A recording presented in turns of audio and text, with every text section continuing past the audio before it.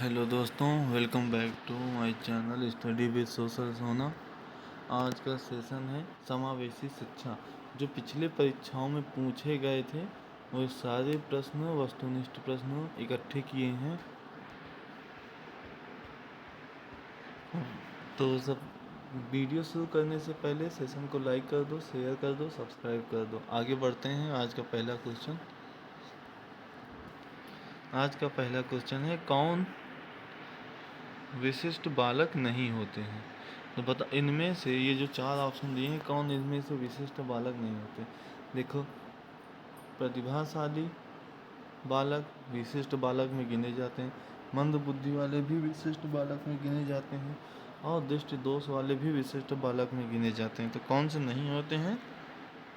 ये अल्पसंख्यक वाले बालक। आगे बढ़ते हैं। प्रतिभाशाली बालकों की शिक्षा में क्या आवश्यक है?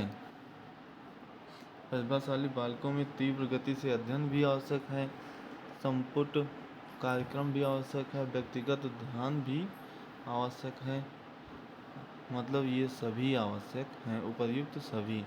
ठीक, आगे बढ़ते हैं। प्राथमिक अवस्था में मंद बुद्धि बालकों की पहचान होती है। कैसे होती है? प्रशिक्षण से नहीं होती है, प्रक्षेपी विधि से नहीं होती है, साक्षात्कार से नहीं होता है, तो किससे होता है? अवलोकन से होता है। ठीक, आगे बढ़ते हैं। निर्देशन की आवश्यकता होती है अपंग व्यक्तियों में, विशेष व्यक्तियों में और सामान्य व्यक्तियों में। तो ये होता है उपर्युक्त सभी में। ठीक, आगे बढ़ते हैं। देखो, दृष्टि बाधित, ठीक, दृष्टि दोष की पहचान की जाती है। तो दृष्टि दोष की पहचान कैसे की जाती है? देखो, आँखों को बार बार झपकाना, ठीक है, ये भी आता है। पढ़ते समय आँखों में दर्द, ये भी सही है। पुस्तकों को आँखों से निकट रखना, ये भी सही है। मतलब इसमें उपर्युक्त सभी परेशानियाँ होंगी। ठीक, आगे बढ़ते हैं। अगला है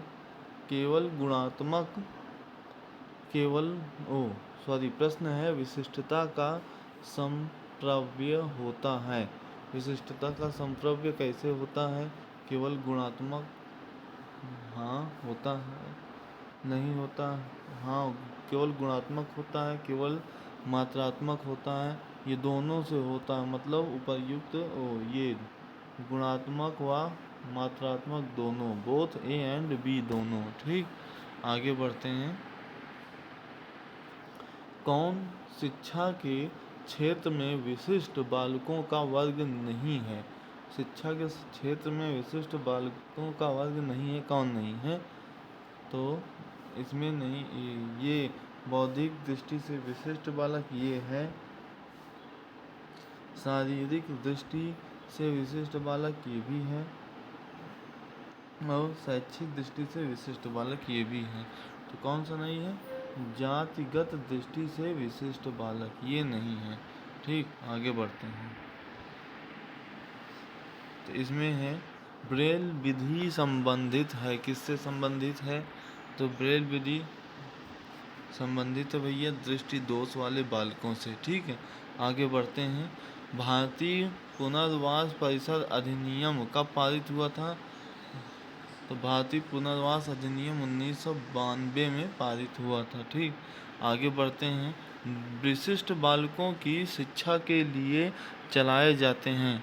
विशिष्ट बालकों की शिक्षा के लिए क्या क्या चलाए जाते हैं? विशिष्ट कार्यक्रम चलाए जाते हैं, संवर्धन कार्यक्रम चलाए जाते हैं, उपचारिक कार्यक्रम चलाए जाते हैं। मतलब उपर्युक्त सभी चलाए जाते हैं। ठीक, आगे बढ़ते हैं। श्रवण बाधित बालकों में प्रायः सुनने की क्षमता कितनी होती है?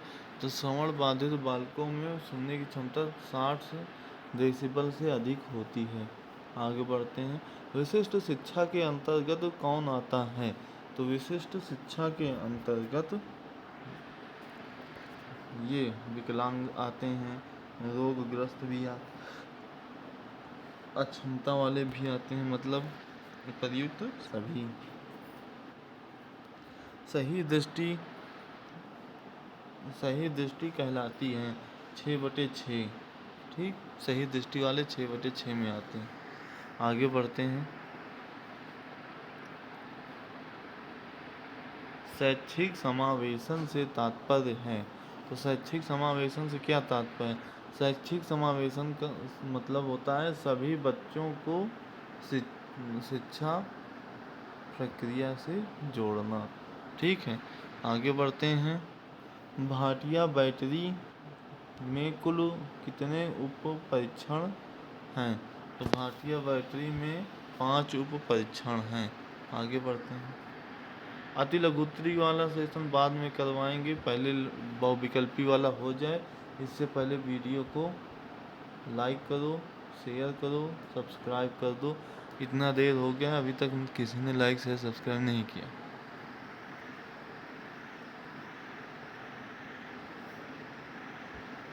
हाँ, ये देखो आगे। ठीक, प्रश्न है समावेशी शिक्षा के अंतर्गत किस तरह के बच्चों को शिक्षा की हद में लाना होगा? तो सड़कों पर पाए जाने वाले कार्यशील बच्चे, HIV पॉजिटिव बच्चे, मतलब ये सभी बच्चे को शिक्षा के स्तर में जोड़ना होगा। ऊपर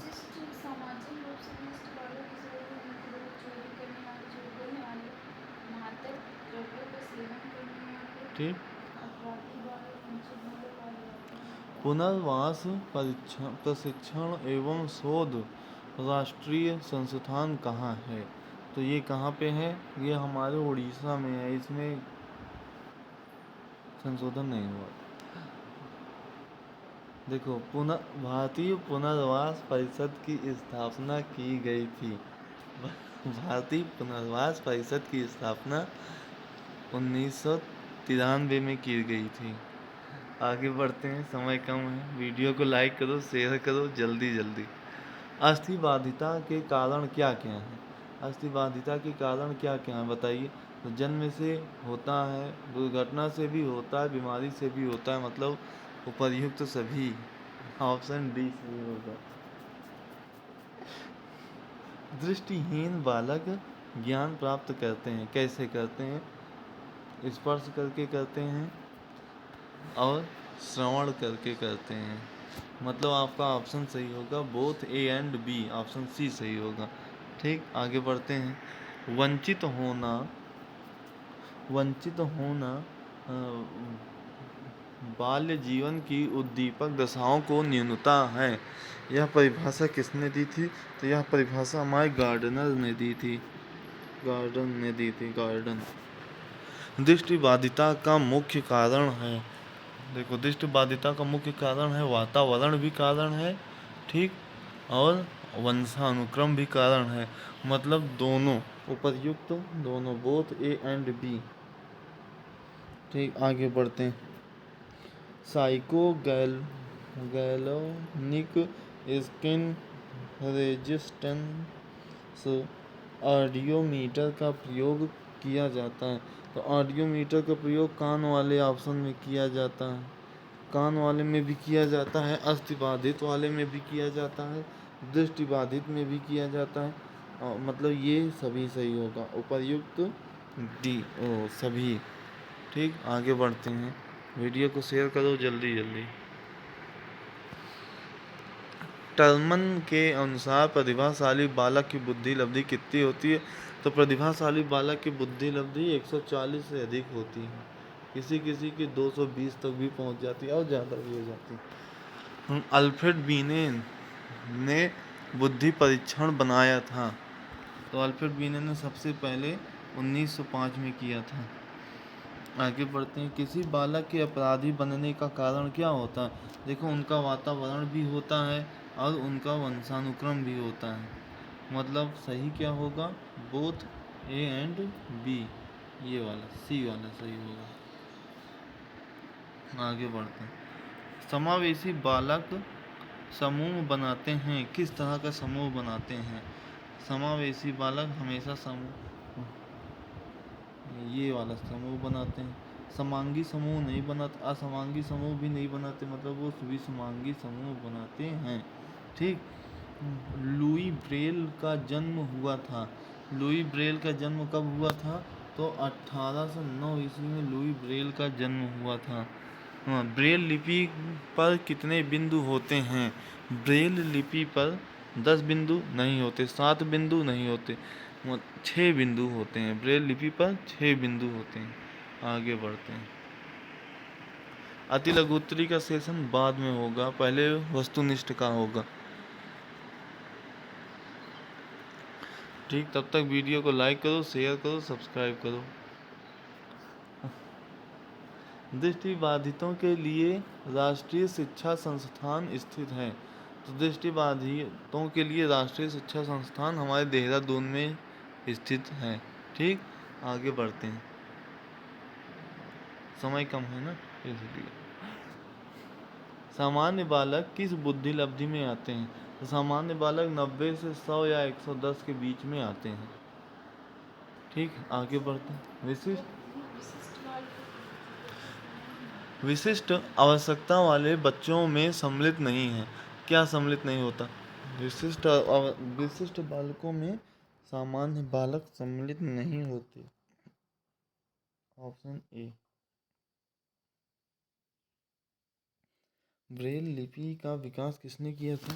तो ब्रेल लिपि का विकास अभी पहले बताए हैं, लुईस ने किया था। इनका जन्म 1809 में हुआ था। ठीक।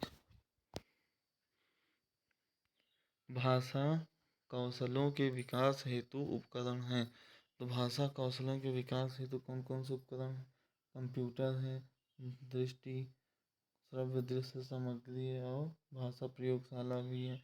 मतलब उपर्युक्त सभी हैं इसमें। ठीक, ऑप्शन डी। आगे बढ़ते हैं।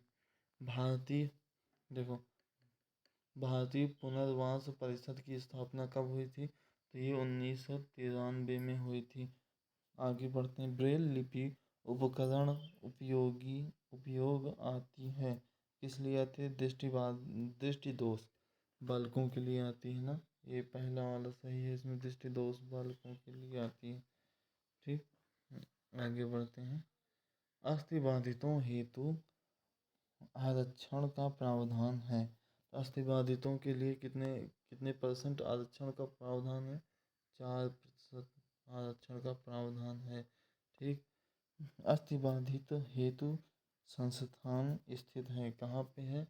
नई दिल्ली में अस्थिबाधितों के लिए संस्थान स्थित है। ठीक। विशिष्ट शिक्षा के अंतर्गत कौन आते हैं? तो विशिष्ट शिक्षा के अंतर्गत विकलांग भी आते हैं, रोगग्रस्त भी आते हैं, अक्षमता वाले भी आते हैं। मतलब ये इसमें सही होगा उपर्युक्त सभी। ठीक। परामर्श एवं निर्देशन देने वाली संस्था मनोविज्ञानशाला उत्तर प्रदेश में स्थित है, कहाँ पे? तो ये प्रयागराज, जिसका पुराना नाम था इलाहाबाद में स्थित है।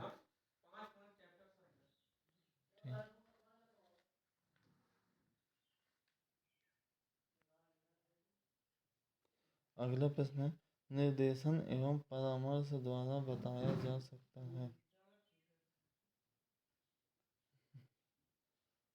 निर्देशन एवं परामर्श द्वारा बताया जा सकता है, क्या बताया जाता है? देखो, ये भी नहीं, पहला वाला गलत है। क्या बनने योग्य है, क्या ना करने योग्य है, ये भी नहीं। ये तीनों ऑप्शन गलत हैं। इसमें सही होगा ऑप्शन डी, इनमें से कोई नहीं। सही दृष्टि कहलाती है 6/6, जिसमें 6 में 6 नंबर मिले आपको। जब भी कभी आप मेडिकल में जाएंगे, मेडिकल टेस्ट में, तो आपको ऐसा ही मिलेगा। ठीक, आगे बढ़ते हैं। प्रतिभाशाली बालकों की शिक्षा में क्या आवश्यक है? तो प्रतिभाशाली शिक्षा बालकों में देखो, तीव्र गति से अध्ययन भी आवश्यक है, और संयुक्त कार्यक्रम भी आवश्यक है, व्यक्तिगत ध्यान भी आवश्यक है। मतलब उपर्युक्त सभी सभी भारत सरकार स्वयंसेवी संस्थानों को अनुदान अनुदान देती हैं। कितना अनुदान देती हैं?